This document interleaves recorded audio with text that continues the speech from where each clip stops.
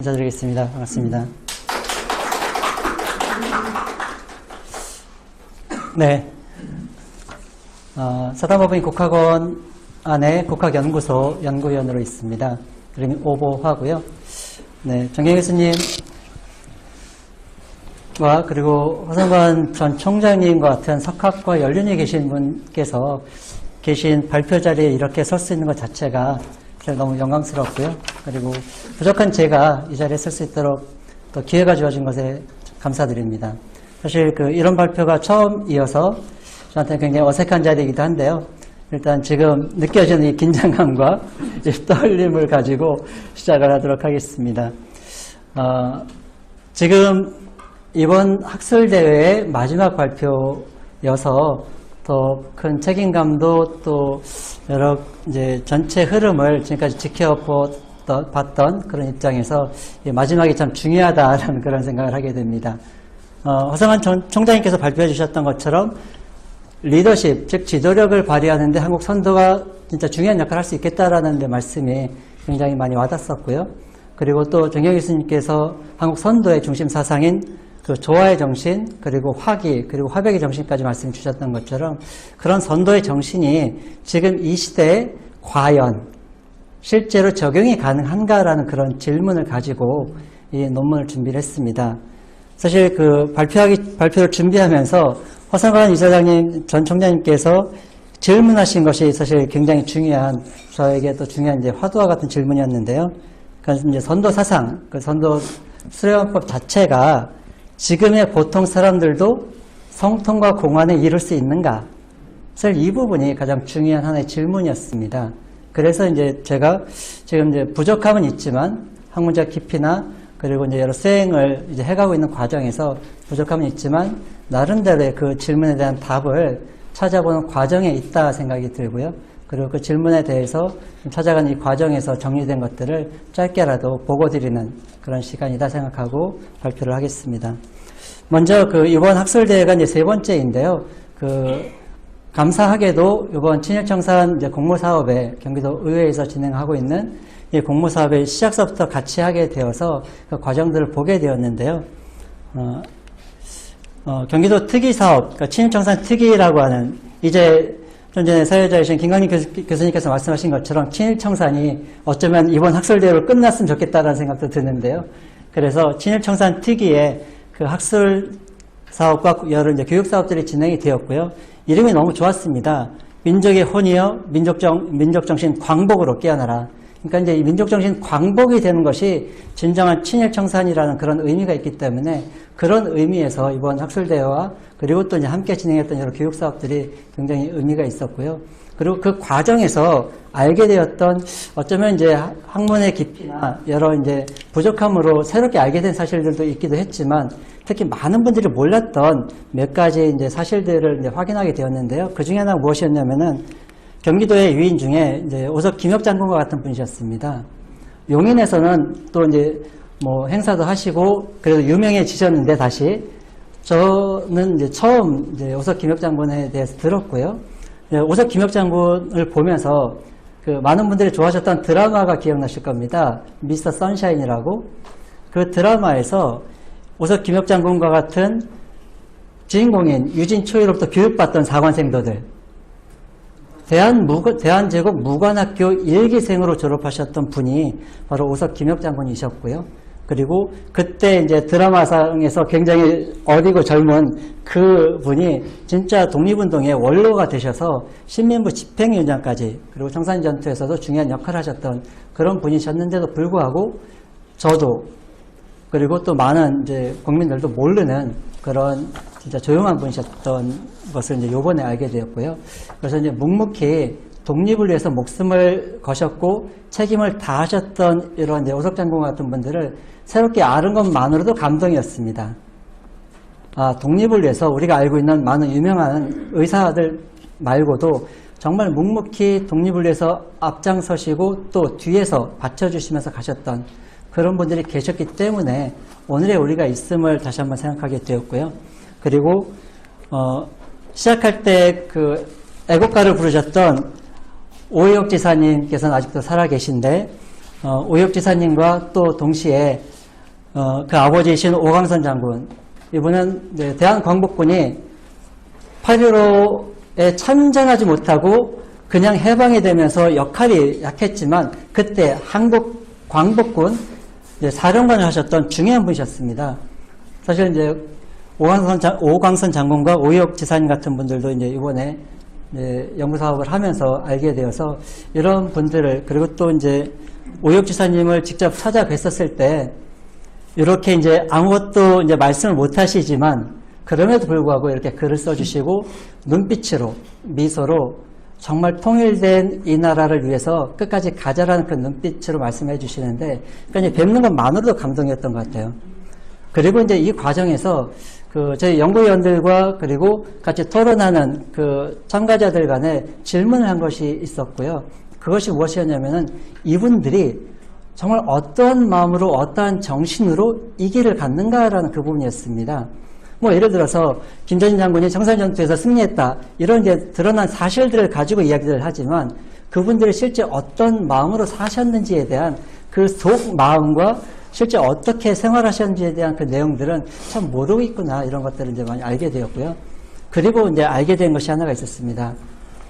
좀 전에 이제 보셨던 오석 김혁 장군과 그리고 오광선 장군, 그리고 당시 독립운동의 시작서부터 끝까지 목숨을 걸고 헌신하셨고 변절하지 않으셨던 그 많은 독립운동가들의 중심에 한국 선도가 있음을 알게 되었습니다. 그리고 이제 일제시대 때 그 한국 선도는 대종교란 이름으로 독립운동사의 중심을 잡았습니다. 그러니까 대종교란 이름으로, 하지만 종교가 아니라 국교로서의 위상을 가지고 독립운동사의 중심을 잡았던 그 대종교의, 즉 한국 선도의 정신이 이렇게 독립운동을 위해서 헌신하셨던 분들의 그 마음속에 있는 중심이었다는 것을 알게 되면서 사실 거기서 오는 전율이 있었습니다. 아, 그렇구나. 그래서 이제 개인적으로 이제 선도 수행을 만나게 된 것이 벌써 20여 년 동안 진짜 선도가 무엇일까를 나름대로 이제 찾아오면서 이제 노력을 해왔지만 독립운동사에서 선도가 이렇게 중요한 위치에 있었음을 다시 한번 확인하는 것은 저에게 굉장히 의미 있는 그러한 것이었고요. 그래서 국수망 이 도가존이라는 이 7글자, 그리고 줄여서 국망도존이라고도 부르는데요. 이 7글자가 굉장히 와닿습니다. 그러니까 나라는 비록 망했다 하지만 그 망한 나라에서도 정신만이 살아있다면 우리는 결국 나라를 되찾을 수 있다. 나라는 없지만 정신은 지키자. 그리고 그 정신의 핵심에 도가 있는데요. 그 도가 바로 환웅시대, 단군시대에서부터 이어졌던 한국의 선도가 있었다는 거죠. 그래서 그 도를 지키자. 그러니까 이제 대종교를 세우신 홍암나철 선생님은 대종교를 세우시자마자 끊어졌던 고려시대 8관에 이후 끊어졌던 천재 전통을 바로 복원하시고, 그리고 72일 수행과 같은, 대해서 잠깐 더 말씀을 드릴 거지만 선도의 수행을 복원하십니다. 그리고 뭐 여러 증거들로 나오는 것들은 청산리 전투에서도, 그리고 그 후에 해방될 때까지 독립운동가들은 한국 선도의 천부경 3.1신고를 가지고 수행과 그리고 자기관리, 그리고 자기 성장을 위한 노력을 하시면서 독립운동에 투신하셨다는 겁니다. 그래서 그런 이제 독립운동의 구심에 있었던 한국 선도가 있었음을 뭐 많은 분들이 이미 공부하신 분들은 아셨겠지만 개인적으로 이제 이번 이제 연구 과정에서 가장 많이 와닿았던 아주 중요한 그런 사실이었고요. 그래서 이제 대종교가 독립운동의 정신적 구심을 했었고, 그 대종교의 뿌리가 됐던 한국 선도가 이때 이제 다시 한번 부활되는 그런 이제 시기였었다. 그리고 이제 그 한국 선도의 중심을 가지고 역사운동이 일어나고, 그리고 국어운동이 일어나고, 사상운동이 일어나고, 또 무장투쟁이 일어났는데요. 이런 이제 독립운동의 그 전방위적인 그런 운동의 핵심이 한국 선도였었음을 사실 이제 확인하는 그런 것이 굉장히 큰 감동이기도 했고, 그리고 우리가 진짜 놓치면 안 돼. 독립운동가들이 어떤 마음으로 그 길을 가셨는지를 확인할 수 있는 그런 시간이었던 것 같습니다. 그래서 선도가 일제시대 후에 그대로 지금까지 살아있었으면 좋았을 텐데 해방 후에 오히려 선도가 침체기를 겪습니다. 그리고 오히려 기독교와 같은, 그리고 서양 학문이 오히려 부흥기를 맞습니다. 그래서 그런 부흥기에 이로 침체되었던 선도가 부활된 것이 80년도 이후에 수련법으로 부활이 됩니다. 그리고 그 수련법으로 부활될 때 단체들이 뭐 단학선언, 국선도, 단학연정원 이런 이제 대표적인 단체들이 있었는데요. 그 단체들 중에 특히 2000년대에 들어서면은 이 단학선언 계열의 단체들이 더 크게 성장하고 다른 단체들은 좀 침체기를 겪습니다.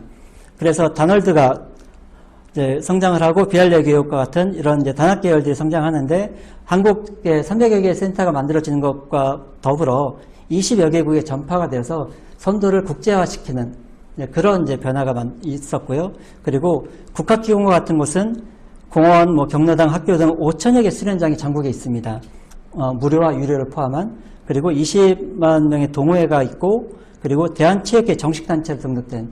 그러니까 이 드러난 사실만 보아도 선도가 수련법으로 부활하는데 성공했다라고 사실 보아도 되는 그런 이제 변화가 이제 지금 현대사회에 이제 이루어지고 있는 것 같고요. 그래서 이 선도가 무엇인지, 그리고 그 선도의 성통과 공헌이라고 하는 목적이 어떻게 이루어져 있을지 그것에 대한 이제 질문과 답에 대한 그런 내용으로 선도의 사상이 무엇인지 좀 이야기를 시작하겠습니다. 두 분 이제 교수님과 총장님께서 말씀하실 때도 이미 나왔던 이야기이기도 하지만 선도는 성통과 공헌과 조천이라고 하는 3단계 인간 완성의 과정을 제시합니다. 그래서 성통에는 개인의 깨달음과 홍익인간이 되는 그런 길이 되고요.